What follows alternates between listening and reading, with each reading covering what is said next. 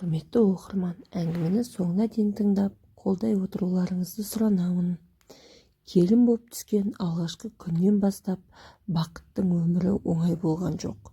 Жас келіншек бар арманы мен үмітін арқалап жаңа шаңыраққа аяқ басқанда оны жылы қабылдайды деп ойлаған. Алайда бұл үйдің заңы басқа еді. Енесі Жамал апа қатал адам болатын. Ол үшін келіннің өз пікірі, өз өмірі болуы мүмкін емес. Ол бұл шаңырақтың заңын қаласаң да, қаламасаң да орындауың керек деп санайтын. Жамал апа жалғыз ұлын өсіріп, оның бар жағдайын жасаған. Бүкіл өмірін соған арнаған. Баласы үйленгенде келінін өзіне бағындыруды ойлады. Мен өмірімді осы үйге арнадым. Енді сен де сондай болуың керек деп санады. Ол Бақыттың ешбір қателігін кешірмейтін. Бақыт таң атпай тұрып тірлігін жасап, ешкімге жақпай жүретін.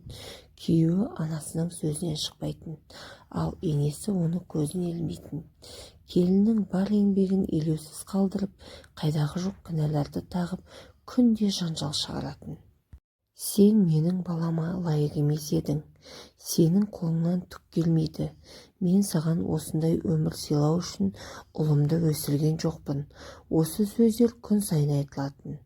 Бақыттың шыдамы таусылса да, үйден кетіп қалуға батылы бармады.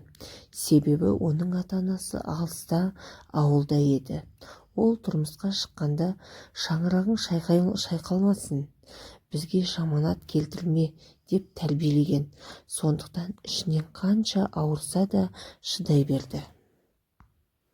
Осылайша жылдар өтті. Үйде 2 бала дүниеге келді.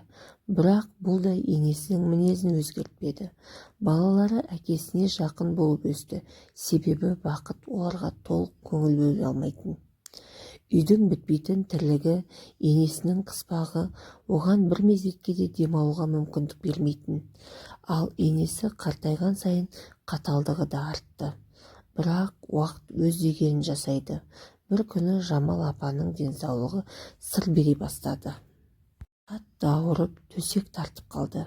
Осы сәтте Бақыт өзінен бір сұрақты іштей қоя берді. Мен оған қамқор болуым керек пе? Ол маған өмір бойы тек қана жамандық жасады ғой. Бірақ Бақытта адамгершілік пен мейірім басым еді. Ол кек алуды ойлаған жоқ. Барлық ауыр сөздер мен қорлықтарды артқа тастап, күн сайын енесіне күтім жасай бастады.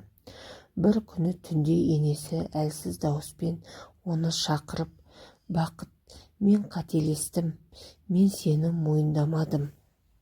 Бірақ сен менің ең жақын адамым болып шықтың», деді көзіне жас алып. Бақыт үнсіз тұрды.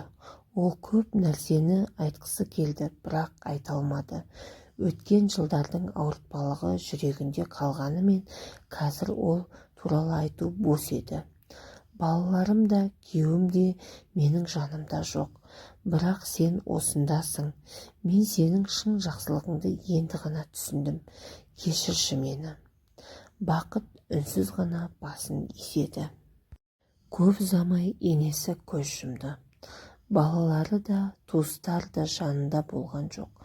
Тек қорлық көрген келіні ғана оған соңғы сапарға аттандырып жанында жүрді.